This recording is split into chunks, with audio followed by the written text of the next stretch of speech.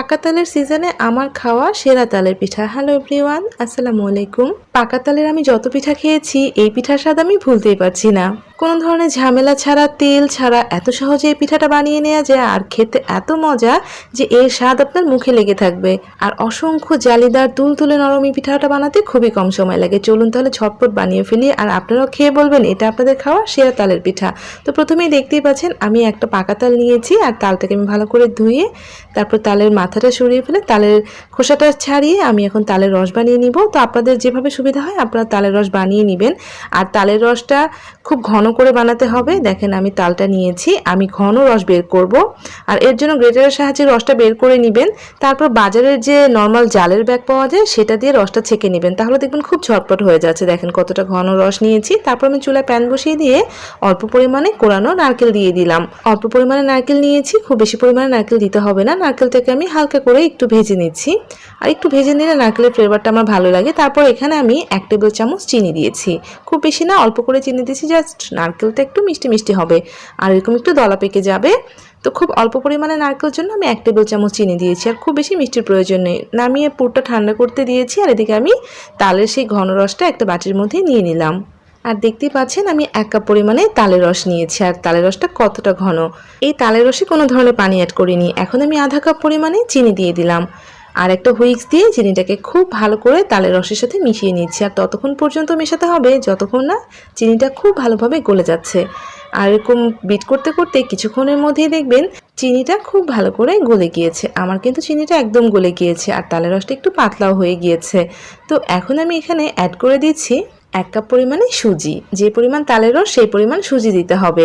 তারপর এখানে আমি দিয়ে দিচ্ছি লবণ, আধা চা চামচ লবণ দিয়েছি। তারপর দেখতে পাচ্ছেন 1 চা চামচ ভরে দিয়েছি বেকিং পাউডার। তারপর আমি এখানে অল্প পরিমাণে দিয়েছি বেকিং সোডা, 1/4 চা চামচ দিলেই হবে।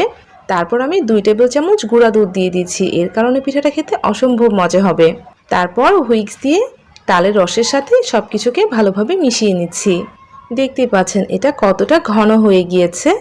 আমি ভালো করে সুজিটা মিশিয়ে নিয়েছি। তো এত বেশি ঘন করা যাবে না, তাই আমি এখানে দুধ অ্যাড করে দিচ্ছি। এখানে আমি 1/4 কাপ দুধ নিয়েছি, অল্প অল্প করে দুধটাকে অ্যাড করে দিচ্ছি, কারণ এই ব্যাটারটা অনেক বেশি পাতলাও হওয়া যাবে না, তাই অল্প অল্প করে দুধটা অ্যাড করছি। আর দুধটা কিন্তু একদম নর্মাল টেম্পারেচারে থাকবে। তো আমি পুরো 1/4 কাপে দুধ অ্যাড করেছি। তারপর হুইস্ক দিয়ে দুধটাকে খুব ভালো করে মিশিয়ে নিচ্ছি। অনবরত ফেটিয়ে ফেটিয়ে মিশিয়ে নিতে হবে, তাহলে কিন্তু পিঠাগুলো অনেক বেশি জালিদার হবে আর তুলতুলে নরম হবে। আমি কিন্তু খুব ভালো করে মিশিয়ে নিচ্ছি। তো দুধটা খুব ভালোভাবে মিশে গিয়েছে, আর এটা কিন্তু বেশ একটু পাতলা হয়েছে। তো 1/4 কাপের বাকি যে দুধটুকু ছিল সেটাও আমি অ্যাড করে দিলাম। তো দেখেন এটা কিন্তু খুব বেশি পাতলা হয়নি, এখনও বেশ ভারী রয়েছে। তারপরেও আমি খুব ভালো করে বিট করে নিচ্ছি। আর এরকম একটু পাতলা বা ভারী থাকা অবস্থায় আমি 10 মিনিটের জন্য ঢেকে রেখে দিব। সব কিছু ভালোভাবে মিশে গিয়েছে, আর দেখতে পাচ্ছেন এটা কতটা ভারী রয়েছে। তো এই অবস্থায় আমি এখন 10 মিনিটের জন্য ঢেকে রেখে দিচ্ছি। তো 10 মিনিট পরে ঢাকনাটা খুলে দেখাচ্ছি। দেখেন 10 মিনিটে কিন্তু সুজিটা আরও কিছুটা ফুলে গিয়েছে আর কিছুটা ঘন হয়ে গিয়েছে। আমি হুইস্ক দিয়ে মিশিয়ে নিচ্ছি। দেখতে পাচ্ছেন এটা কিন্তু অনেক বেশি ভারী রয়েছে, এতটাও ভারী করব না, আর একটু সামান্য পাতলা করে নিব। এর জন্য আমি 1 টেবিল চামচের একটু বেশি দুধ অ্যাড করে দিলাম, আর তাতেই কিন্তু এখন ঘনত্বটা পারফেক্ট হবে। 1 থেকে 2 টেবিল চামচ অ্যাড করলেই হয়ে যাবে। আমি আপনাদেরকে ব্যাটারটা তুলে দেখাবো, তাহলে আপনারা বুঝতে পারবেন যে ব্যাটারটা কতটা ঘন বা কতটা পাতলা করতে হবে। আমি কিন্তু খুব ভালো করে দুধটাকে মিশিয়ে নিচ্ছি। দেখেন উপর থেকে যখন হুইস্কটা ধরবেন খুব দ্রুত ভারী ব্যাটারটা নিচে পড়ে যাবে, আর তখনই বুঝতে পারবেন যে আপনার ব্যাটারটা পারফেক্ট হয়েছে। এই যে দেখতে পাচ্ছেন ঠিক এমনই কিন্তু হতে হবে। তো এখানে আমি একটা ট্রিক্স অ্যাড করছি। এখানে আমি 1 চা চামচ ভিনেগার অ্যাড করে দিচ্ছি। আপনারা চাইলে লেবুর রসও দিতে পারেন। এই ভিনেগারটা অ্যাড করে দিলে দেখবেন যে পিঠাটা অনেক বেশি জালিদার হয়েছে আর এত বেশি সফট হয়েছে যে মুখে দিতেই মিলিয়ে যাচ্ছে। তো আমি 1 চা চামচ ভিনেগার অ্যাড করে দিয়ে খুব ভালো করে ভিনেগারটা মিশিয়ে নিলাম। দেখেন এভাবে বিট করে করে মিশিয়ে নিতে হবে। আর ব্যাটারটা নিশ্চয়ই দেখেই বুঝতে পেরেছেন ঠিক এমন করে বানালেই হবে। এখানে আমি একটা 1/4 কাপের মেজারমেন্ট কাপের মধ্যে সামান্য একটু তেল লাগিয়ে নিয়েছি, এতে করে ব্যাটারটা ঢেলে দিতে সুবিধা হবে। তো আমি কাপের মধ্যে ব্যাটারটা উঠিয়ে নিয়েছি, আর এদিকে আমি 4টা স্টিলের বাটি নিয়েছি, তার মধ্যে তেল ব্রাশ করে নিচ্ছি। অবশ্যই যে বাটিতে করবেন তেল লাগিয়ে নেবেন, তাহলে পিঠাগুলো খুব সহজে বেরিয়ে আসবে। তো সবগুলো বাটির মধ্যে আমি তেল লাগিয়ে নিয়েছি। তারপর এই যে 1/4 কাপের মেজারমেন্ট কাপে 1 কাপ পরিমাণে নিয়ে আমি প্রত্যেকটা বাটির মধ্যেই দিয়ে দিচ্ছি, এতে করে পিঠাগুলো সব এক সমান হবে। তো একটু তেল লাগিয়ে নিলে দেখা যাবে যে ভারী ব্যাটারটা দ্রুত পড়ে যাচ্ছে। তো 4টা বাটির মধ্যে আমি 1/4 কাপ করে দিয়েছি। তারপর যে নারকেলের পুরটা বানিয়ে রেখেছিলাম সেই পুরটা এখন এই যে এভাবে আমি ব্যাটারের উপরে দিয়ে দিচ্ছি। নারকেলটা আপনাদের পছন্দ মতো দিয়ে নেবেন।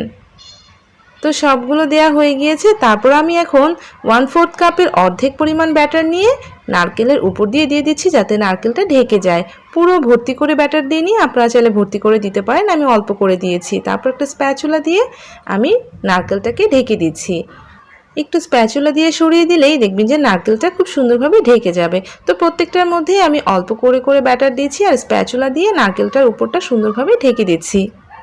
4টা বাটিতেই কিন্তু আমি সেমভাবে দিয়েছি আর এইভাবে দেওয়ার কারণে পিঠাগুলো সব এক সমান হয়েছে। তো 4টা বাটি দেওয়ার পরে বাটিগুলোকে আমি এভাবে একটু ট্যাপ করে নিচ্ছি যাতে উপরটা সুন্দরভাবে সমান হয়ে যায়। দেখেন খুব সুন্দরভাবে এভাবে ট্যাপ করে দিলে দেখবেন যে পিঠাটা সমান হয়ে গিয়েছে। 4টা বাটি আমি এভাবে ট্যাপ করে নিয়েছি। এখন আমি চুলায় চলে যাচ্ছি। চুলায় আগে থেকে আমি একটা স্টিমার বসিয়ে রেখেছি। দেখেন পানিতে কিন্তু বলক চলে এসেছে আর এই পর্যায়ে আমি 3টা বাটি এভাবে স্টিমারে বসিয়ে দিলাম। তারপর ঢাকনা দিয়ে ঢেকে দিলাম আর ঢাকনার যে ছিদ্রটা রয়েছে ওটাও কিন্তু বন্ধ করে দিতে হবে। আর আমি এটাকে 20 মিনিটের জন্য ভাপে বসিয়ে রাখবো। আপনারা কিন্তু চাইলে নর্মাল পাতিলের মধ্যে স্ট্যান্ড বসিয়েও পিঠাগুলো দিয়ে দিতে পারেন। আমি কিন্তু একটা পিঠা আলাদা একটা জায়গায় পাতিলে বসিয়ে দিয়েছি আর এগুলো আমি 20 মিনিট ভাপে বসিয়ে রাখছি। আর 20 মিনিটেই দেখবেন যে পিঠাগুলো পারফেক্টভাবে হয়ে গিয়েছে। আমি 20 মিনিট পর ঢাকনাটা খুলে দেখছি। দেখেন পিঠার উপর থেকে ফেটে গিয়েছে, তার মানে খুব সুন্দরভাবে ভাপা হয়েছে। আর এদিকে আমি কাঠি একটা ঢুকিয়ে দেখেছি, একদম ক্লিন বেরিয়েছে, তার মানে পিঠা পারফেক্ট হয়েছে। এখন আমি নামিয়ে রাখছি। আর আপনারা কিন্তু এই পিঠাগুলো নর্মাল যেভাবে আমরা পুডিং ভাপে বসিয়ে দিই সেভাবেও কিন্তু বসিয়ে দিতে পারেন, যে চুলার আঁচটা মিডিয়াম করে দিবেন। তো 4টা বাটি আমি নিয়ে এসেছি। এখন আমি আপনাদেরকে পিঠাগুলো মোল্ড আউট করে দেখাবো। একটু ঠান্ডা হওয়ার পর মোল্ড আউট করবেন, তাহলে ইজিলি মোল্ড আউট হয়ে যাবে। তো প্রথমে আমি ছোট বাটিগুলো দেখাচ্ছি। এগুলো কিন্তু খুব সুন্দরভাবে মোল্ড আউট হয়ে যায়। যদি চারদিক থেকে একটু ছাড়িয়ে নিতে পারেন তবে প্রয়োজন হয় না। ঠান্ডা হয়ে গেলে দেখবেন যে খুব সুন্দরভাবে অটোমেটিক্যালি বাটি থেকে উঠে আসছে। দেখতে পাচ্ছেন পিঠাগুলো কত সুন্দর হয়েছে, অসংখ্য জালিদার এই পিঠাগুলো। খেতে এত মজা যে এটা খাওয়ার পর আপনি বলবেন এটা আপনার খাওয়া সেরা তালের পিঠা, আর এর স্বাদ আপনার মুখেই লেগে থাকবে। আশা করছি আমার এই সহজ আর দারুণ মজার রেসিপিটা আপনাদের ভালো লাগলে প্লিজ একটা লাইক দিয়ে চ্যানেলটা সাবস্ক্রাইব করে সাথেই থাকবেন। সবাই ভালো থাকবেন। আল্লাহ হাফিজ।